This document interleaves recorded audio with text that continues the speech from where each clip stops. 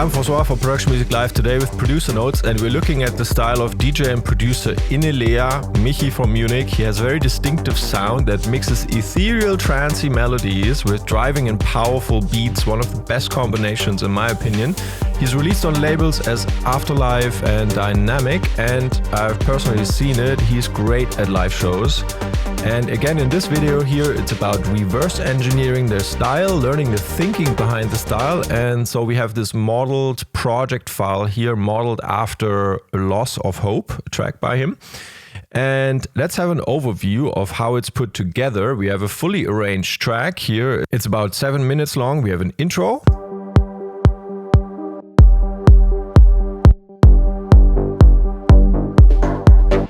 And then this build-up part where the bass notes come in.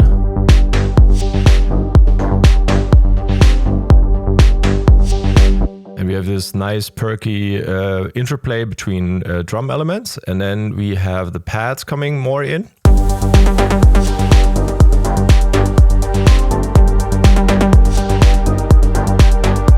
And then we have the first pre-break here.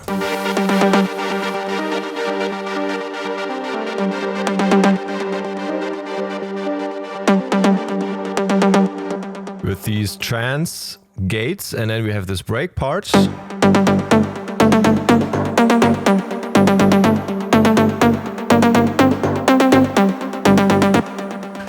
then drop.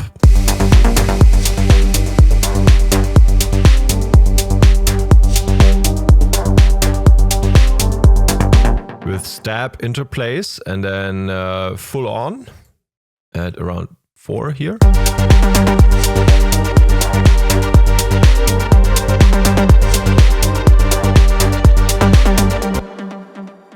And then another break part.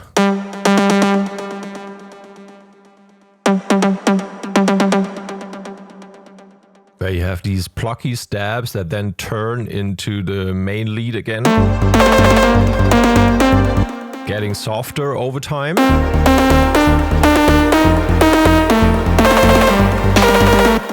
Until they go up into the climax and go crazy.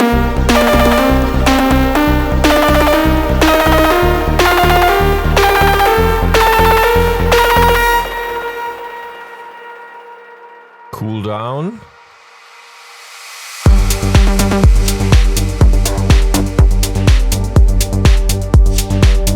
So it's kind of this cool down drop here that then builds back, as you can see with these elements that are slowly coming back in towards the end of this section where it again goes up and goes a bit nuts.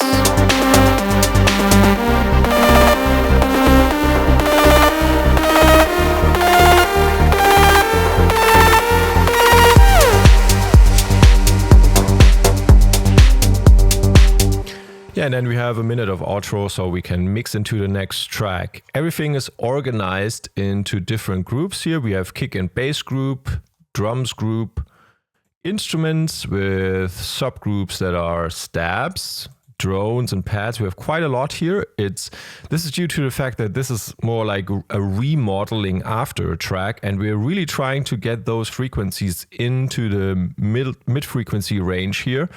And we need different sounds to do that because we're using only Ableton, stock effects and instruments plus Serum here. So he might have done the pads with, let's say, Omnisphere or something, and we are sort of trying to get those layers in by using Serum. You would not necessarily produce like this if you were starting from scratch. So don't worry too much about this number of pads here. And then we have Plucks, a subgroup for leads, and then an effects group. So these are the elements we're playing here. We have 49 tracks, but if you were to produce this straightforward from the beginning, you'd probably be okay with like 30, 35 or something like that for all those different elements. So let's take a look first at our pads and the chords that we are playing. And I'm doing this here in the back so we have a bit more overview of what's going on. And so I just copied this from here to the end and we can zoom in.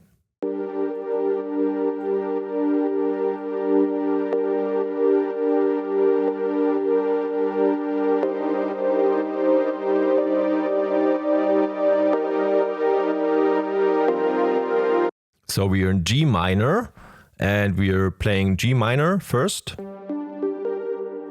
Let me actually get in the bass notes as well so we can see those two and combine those clips. Actually, I have to bring them down an octave. So quickly taking the bass notes, bring them down an octave here just for the overview, the harmonic overview. So we are in G minor and we have G down here and then D, G and B flat up there. Why is this G minor? Let's actually bring this D up, then we can see it. Here we have G, a minor third towards B flat and then a major third towards D.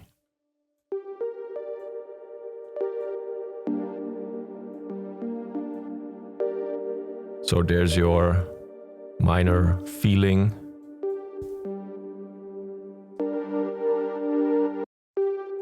Need to copy this back.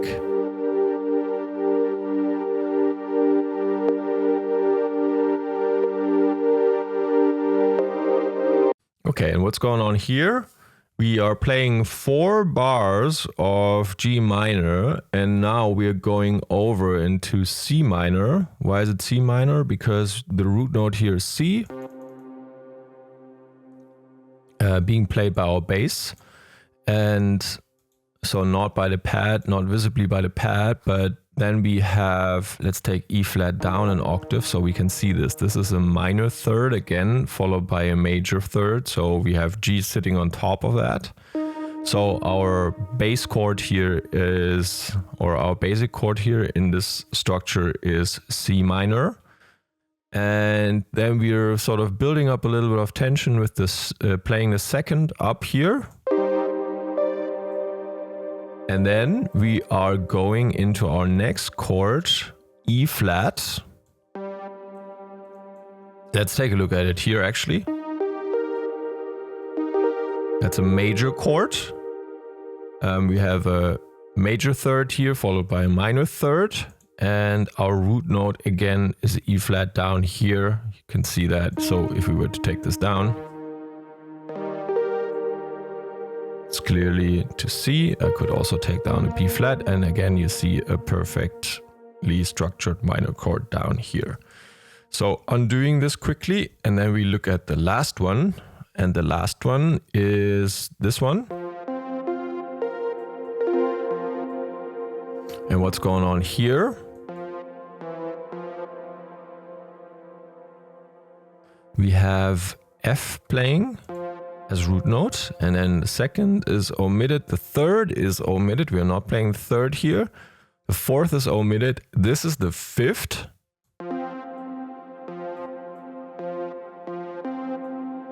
and then again the root note up here an octave higher, and then we have this B flat. Let's bring this down. So it's actually the fourth note, so we have an F5, F5 and an added 4.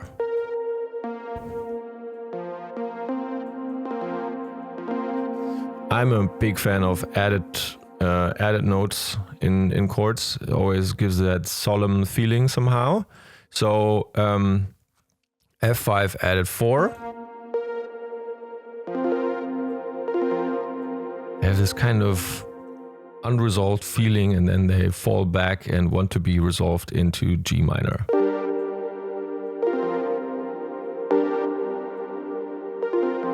You're kind of unstable, right? And it's like, okay, good. Thank God this chord came in.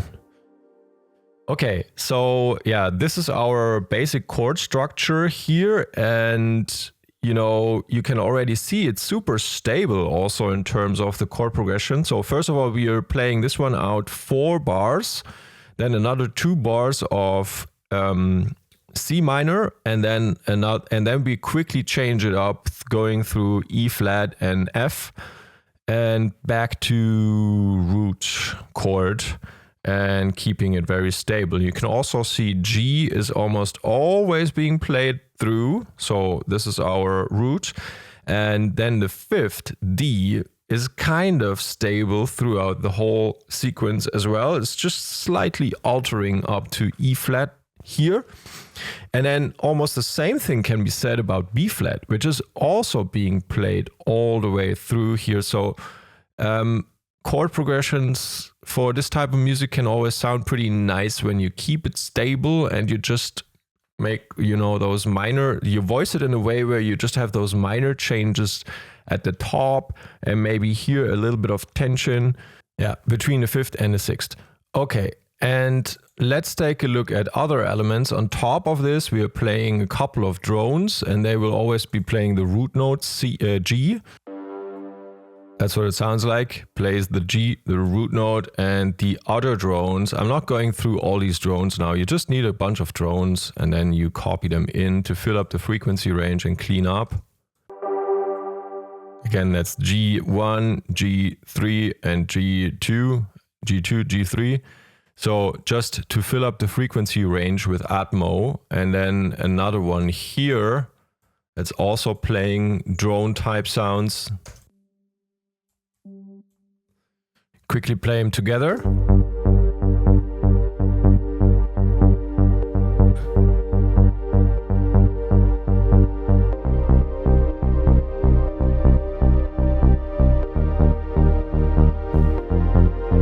So skipping, going through the drones and going over to another couple of pad elements. This pad stronger thing is basically just playing what we are playing up here, but with a different sound. So we're just layering pad sounds here. It's kind of your a couple of voices of you know, saw waves here with unison 7, and then filter slightly opening up. We just need this frequency range covered in our pad group, and then we have this other pad here for movement. So let's take a look at this one. I think I need to adjust it slightly and bring that to the front. So we have those are the square sound pads.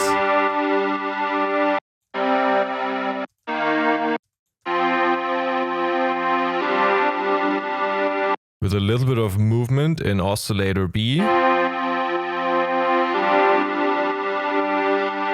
And then we're cleaning up always the low frequencies, giving them a bit of auto pan movement and, you know, automating filter frequencies over time to bring them in and sort of build up tension in the arrangement, as you can see here. And then in the drop, which is one of those build back type drops, where we are starting from the bottom again and we are building it back up. You can see it comes back in and then goes out again. So this is from the arrangement perspective. You can see this one looks very similar to this one here, as well as it always seems to sort of try to build the same arc of tension through these different sections. And what else do we have? We have the pad melody thing on top, which is just repeating what this one here is doing. So, but with a more yearning type sound, with a bit of tremolo.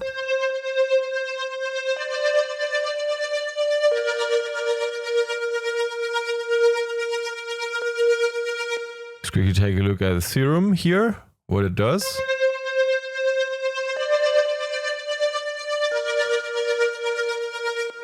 So basically we're using this a little bit messed up sine wave here that sort of has these kinks, and we have this saw wave, unison 7 again, detuned in these fashions, and then we have LFO1 controlling the levels with a rate of 16 notes. Adding a bit of movement in there, and then we have one of those important typical Innellea elements, which is the Trance Gate. He loves using Trance Gate, so let me pick this up properly here and move it to the back.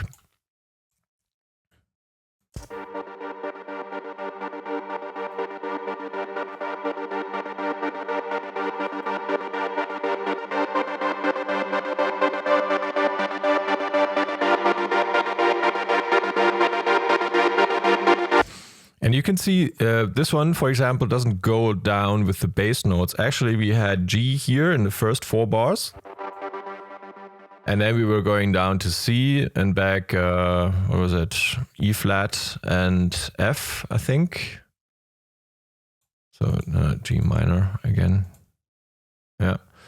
And so the trance gate, how is it put together? We have another saw wave here with 9 voices, and we have this basic mini thing set to wavetable position 4, where it's already getting tiny here.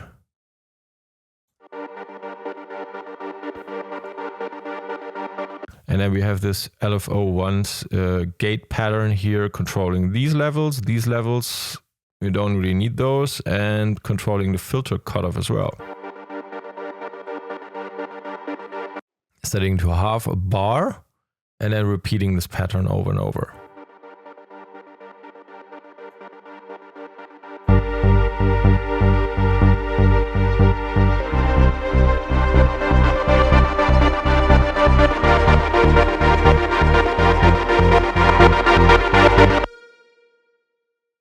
Okay, let's bring that back down. Okay, so these are trance gates, very important. He always plays around with these types of sounds, and let's bring in our kick actually as well.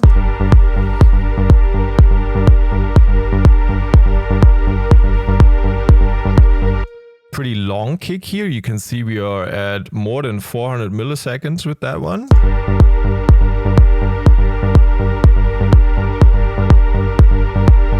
And why is that? Because this one is sort of taking over a bunch of parts that you could also do with the bass line, but this bass line is playing higher up.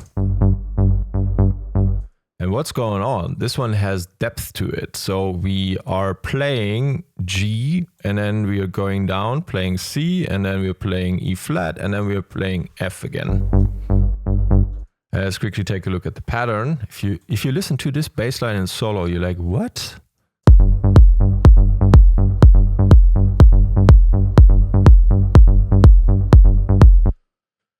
But that's the thing with mixes. Sometimes isolating the sounds, they sound weird, and then in the mix they start making sense. Also, the kick doesn't sound too clean actually. It has this zap at the end, but that's exactly sometimes what you need to sort of emphasize on the transient of the kick. So what's going on with the bass? We are playing a saw wave here and a basic mini in oscillator B. This one is quieter, and we also have this sub down there. Can we actually hear that? Oh yeah. Make sure you're on headphones or good speakers.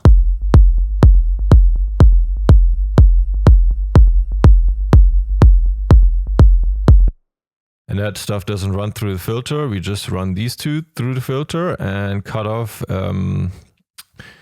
at around here with a low pass 24 decibels per octave filter. And then there's some kind of reverb on top of this, which is kind of nuts. And a delay as well. Let's listen to it in context without these.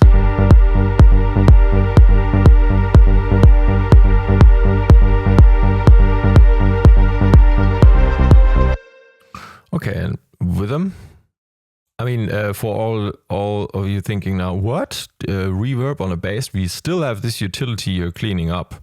So don't worry too much about it, but it's just interesting to have it in the patch, I would say.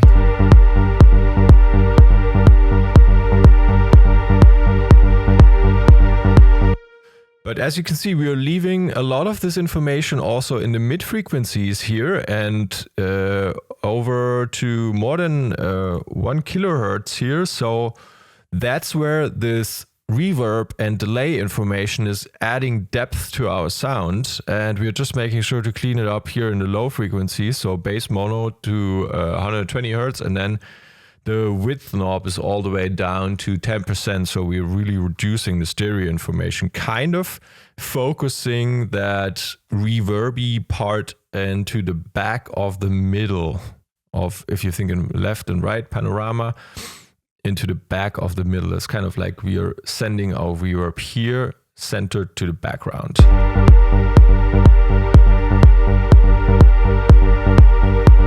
Okay, some drum elements, let's add them in. Fast hi-hats, 16th notes.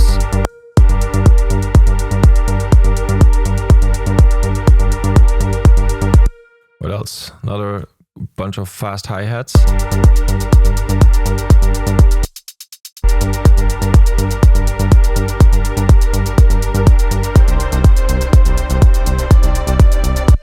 Played around with velocities to give them some movement and a bit of groove or swing.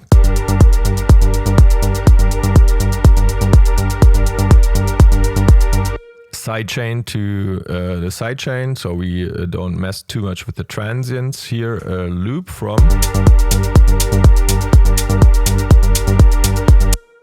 the Premium Volume 5 top loops. So this project file, Hopeless Horizons, is from the Melodic Techno Start to Finish Academy Volume 2, PML 324, and the loops or the drum, some of the drum elements are from our sample packs, the Premium Volume 5, this one here.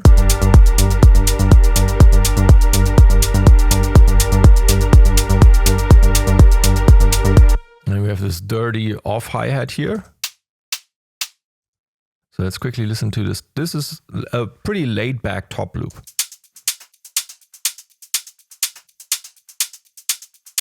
It's not trying to do too much action. It's very focused on the off hi-hat, and then it adds in a little bit of information here, and then we sort of sidechain it, and we are at 123 BPM, by the way. And this one emphasizes a bit on the off hi-hat and adds a bit of dirt. So it's a closed hi-hat, but we run through a vocoder.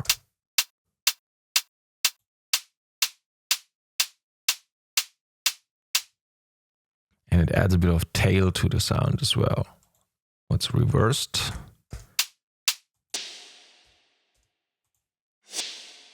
So that's a reverse type of, it almost sounds like clap sound in this setting, but let's take off the vocoder and the reverb. So it's called closed hi-hat, and it actually sounds like a closed hi-hat that reverses, reverse off. That's the sound. Reversed, it's through a vocoder, it's and through the reverb behind that, all that long tail. Okay, let's put it all together.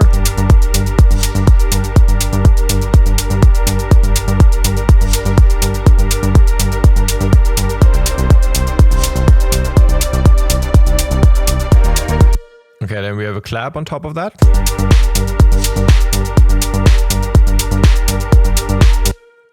Supported by a short clap focusing more on the transients.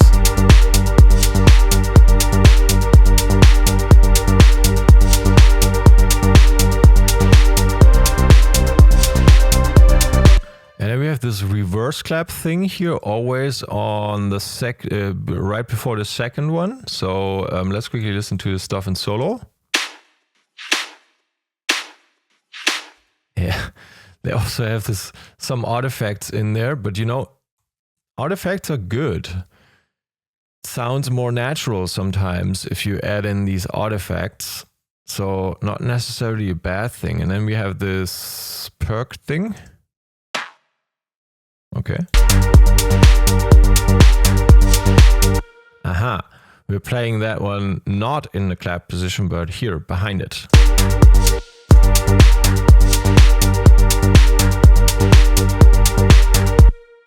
And this can be explained a bit better by going to the front into the build-up, where we have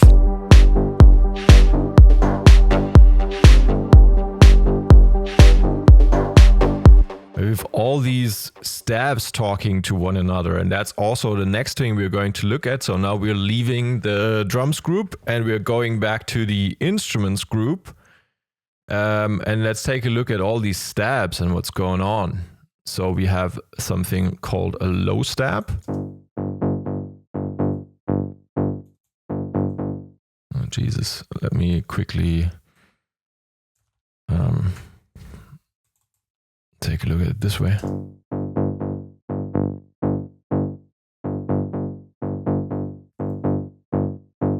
Let's put that together with our kick.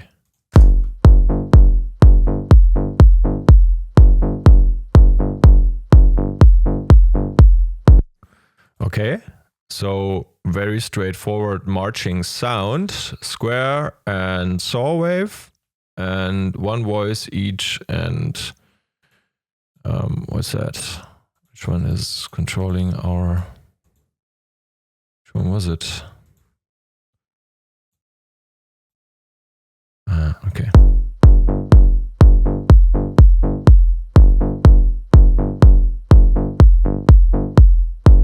So it's slightly opening up the filter here, basically. Running that through a saturator. But you'd never guess, or I'd never guess that we are making this track now if I just listen to these two elements. So let's add in a bunch more. What is that? So that's the fun thing sometimes in production. You listen to stuff in isolation, you're like, what? So this one is Serum as well, kind of Serum stab, a bit of delays here on the sound, and then quite a lot of noise.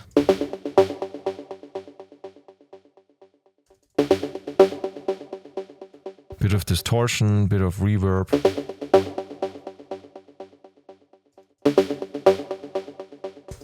So very plucky. Then we are going through this ping pong delay. And then adding overdrive to carve out some of these frequencies.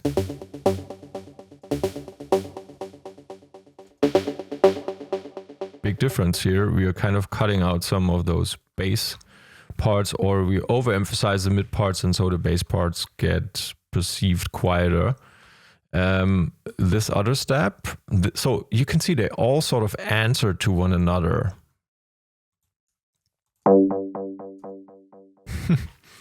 Again, one of those where you're like, okay, do we really use this sound? Yeah, this one has a bit of resonance here. And then it falls down the filter. Also with a ping pong delay. And then what is this one doing? This one is a bit more metallic, monster. Unison set to 4, so we get this more voices feeling, as opposed to this. And again, some resonance in the filter. And then we have this dirt stab. Yeah, and I actually made this one a lot quieter. I think in the original track, he is playing that a lot louder, but I just don't find it too pleasing. So I took it down. It's a it's a pulse wave here as well, combined with a dirty pulse wave. And again, short decays, short decay on the thing controlling the filter, 200 milliseconds. So we have a plucky, stabby sound. And again, through a ping pong reverb, a delay and a 3 seconds reverb behind it, and then carving out mid frequencies again. So you just need this bit of overdrive here. And so let's combine this stab group.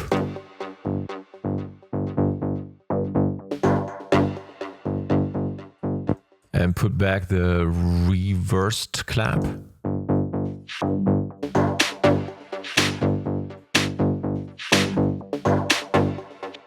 And especially also this perk thing.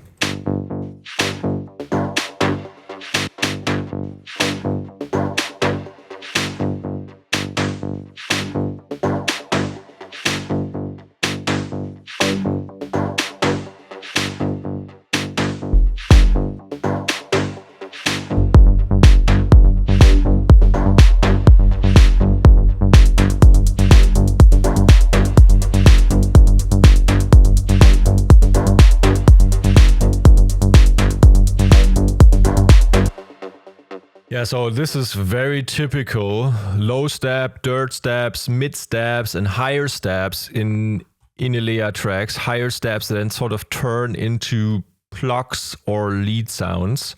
It's very characteristic for the sound. Let's take a look at the plucks that get added on top here.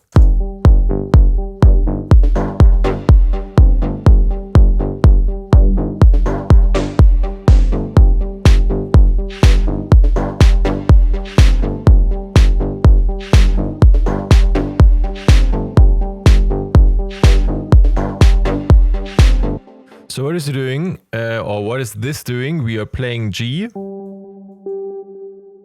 octave, and then we are playing G and E flat, and then D, our fifth, so that's our sixth. And then the fourth and the second.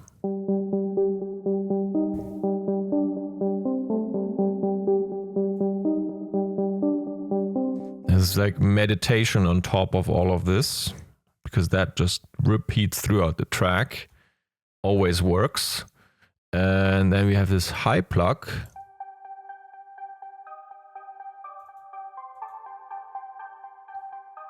Doing the same thing, 2 octaves higher. And you might notice I'm not really going through these sounds in detail because they almost don't matter. Like, you probably are fine always using a bunch of saw waves and then running them through a filter. It's more about how long is the sound. So how many milliseconds of decay am I allowing the sound, and what kind of release am I putting in? And then you'll always need a bit of delay on top of the sound. And in this case, we use this grain delay with setting space filler.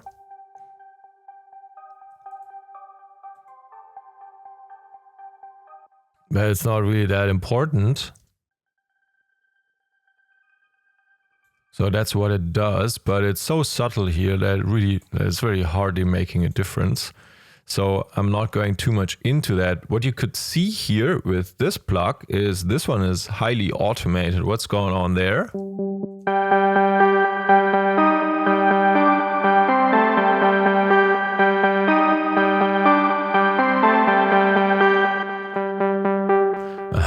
So that's the one we just looked at.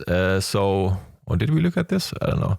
So going back, this is the basic mini shape here. Just one noise, one voice. And this is our envelope. And you can see we automate Serum oscillator be on over time. So sometimes we turn it on, for example here, and add this filthy thing. But then in the pre-break part, we turn it off.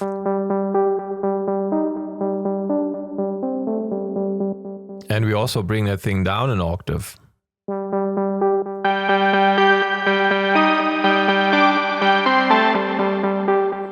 And also like close the filter and play around with the auto filter frequency. So bring the frequency down in the filter.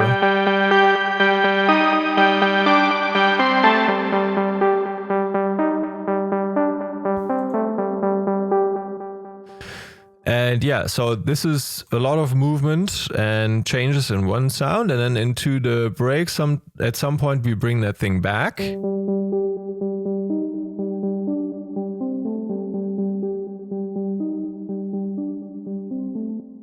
And so on. So this is the one plug sound, that's the other plug sound, and then we can go over to the lead plug, which is this one that turns from this more plucky, percussive, stabby thing into a lead. And again, you can see we have a bunch of automations going on here. So let's quickly open them, or some of them, up. So, okay. Filter is double now. It shows up here again. Don't worry, we're going through it. So we have one is pitch bend. We have the sustain of envelope 2, which is this one. And here, that's the sustain. What happens if we mess with this? Aha. Okay, so we are making it less plucky, sound longer. We also automate the release. That sort of adds into the same category.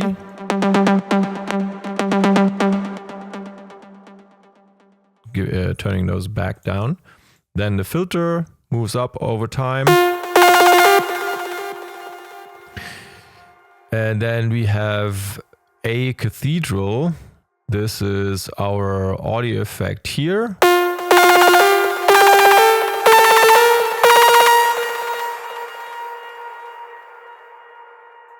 Sorry, this is our return channel reverb. That's the long one here with 14 seconds. So we usually have it quite dry, or we just have this on-track reverb active here with 4.5 seconds, and then we have towards this part into the drop we basically open up the cathedral.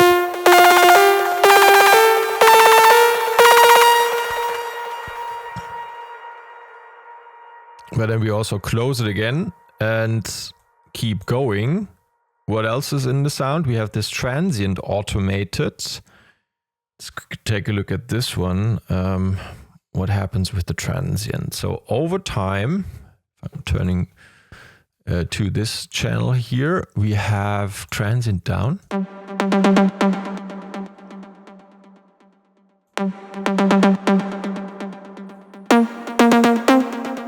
Transient controls the level of this noise oscillator and this kind of this kick transient sample that we are using there. And so we are bringing this in, giving it more transient.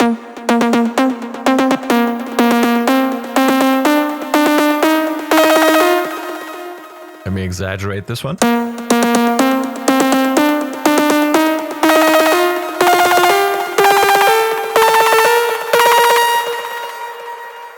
So you get this clicky thing on top of the sound, and yeah, let's go into the notes actually and see what's happening here. So we are playing 16th notes for the most part, and then it goes into 32s.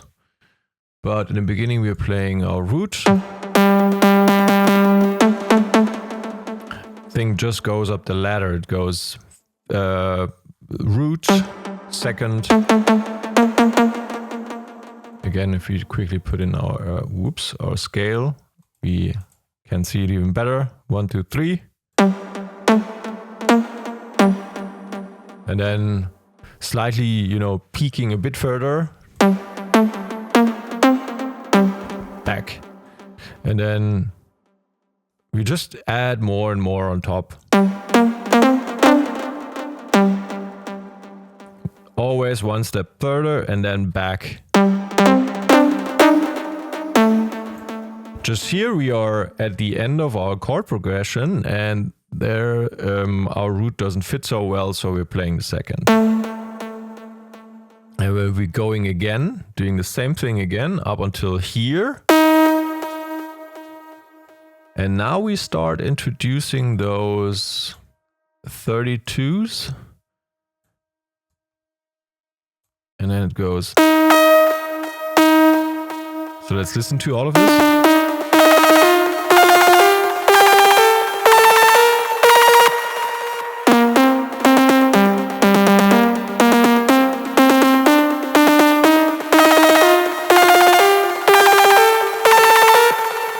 Context.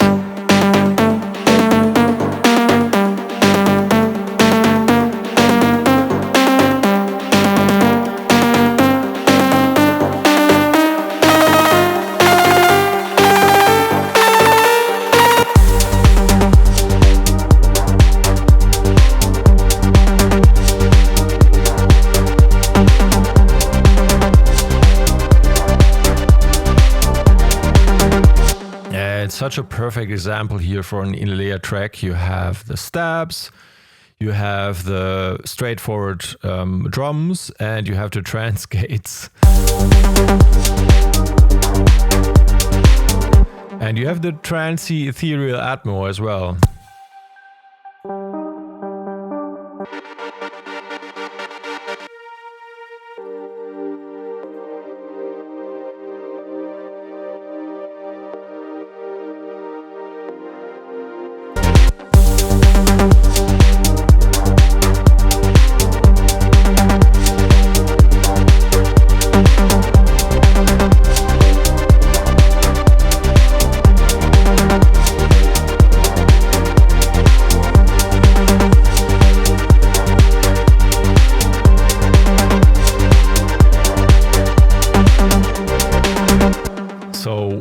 still need to take a look at the effects section quickly. What's on that group, by the way? We're just cleaning up some of the low frequencies, gluing it together a little bit and adding slight saturation on top. Not too much.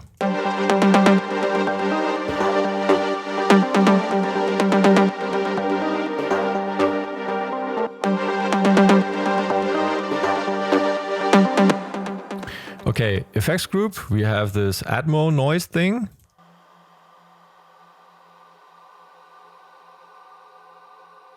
Auto panned. It's kind of inharmonic somehow. Just an Atmos thing run through the noise. And then we have this breath. Where is it? Here. Exhale, long decay time, amount of auto pan. You know, first it's centered. And then we're sending it around your ears for interesting movement. More ear candy, risers.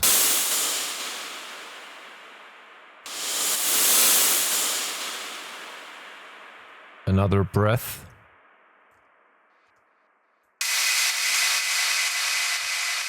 Is that really a breath? Some impact. And another effect sound. But the nice thing is these are very clean and airy and subtle somehow, so they don't distract too much. You know, it's not like some weird laser or some phaser or something. These are clean. We're not like, this track is not about these effects. These are just here to complement everything else. So they are airy and clean and noisy, and that's it. More subtle, I would say, than, let's say, in tech house.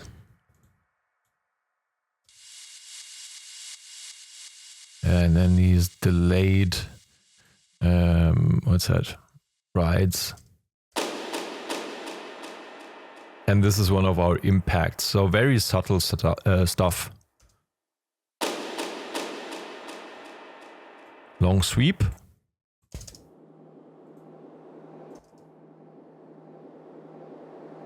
Yeah, some pink noise.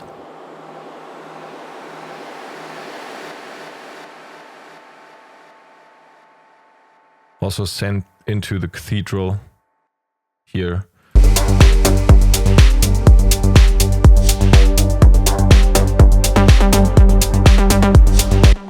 Okay, so let's sum up the sound.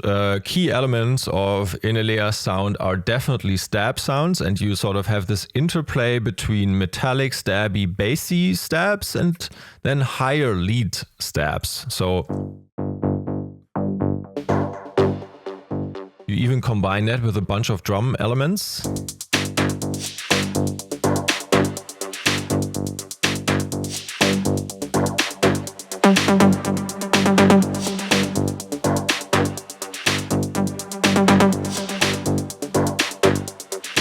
So that's really an elevated use of stab sounds. We have it in the drums, we have the stabs in the bass, we have them in the mid frequencies, and we even have it in the lead sound. So all around it's stabby.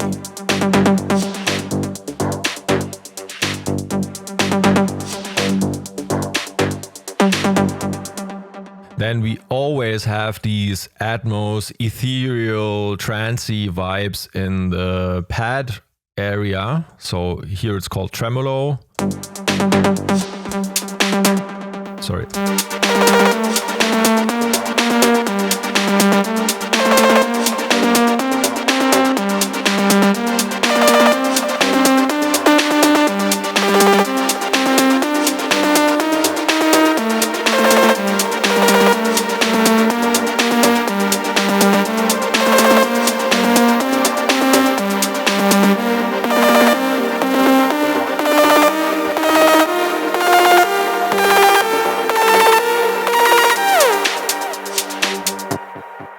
By the way, that's done with a pitch, with automating the pitch of the sound. Just if you were wondering what's going on there, the pitch bend here falls down from halfway up. That's at meow. And yeah, so this is basically, this can also be trance if you play it faster. It has all the ingredients of a trance track. And you have these epic cinematic chords and pads with tremolos and LFO effects. That's another ingredient. Then overall feeling of the chords and melodies is trancy, again, even though we are playing it at slower speeds. Then we always have these energetic drums. Not too complicated also.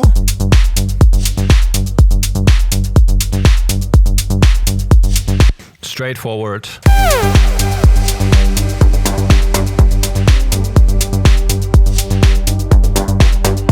And not fearful of having certain elements stand out or be mixed louder than other ones. Sometimes you have drum sounds or drum groups that are very sort of fitting in each other. But then in Innellea, I sometimes feel like he purposefully lets one or two sounds stand out above the crowd.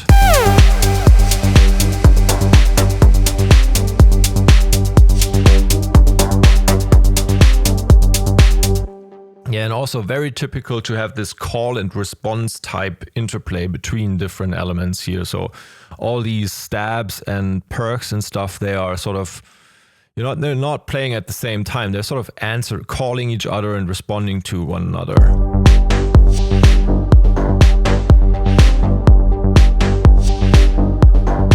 I mean, combine this with this pluck here.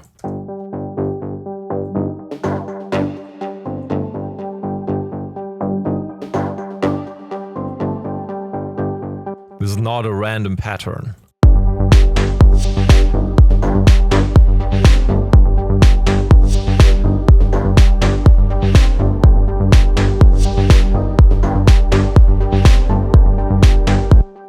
Okay, so there we have it. I hope you enjoyed this video. Feel free to check out the description for the Melodic Techno Start to Finish Academy Volume 2 or one of our drum packs or maybe a vocal pack. By getting one of these packs, you're not only supporting our and my work here, but you're also getting great value in return and something to mess around with and learn from. So feel free to check that out. Also, feel free to leave a comment below the video, what you want to know about, what you want to see next. Subscribe to the channel if you enjoy this content, and I'll talk to you again soon. And now we'll have a full playthrough through the track. So see you soon.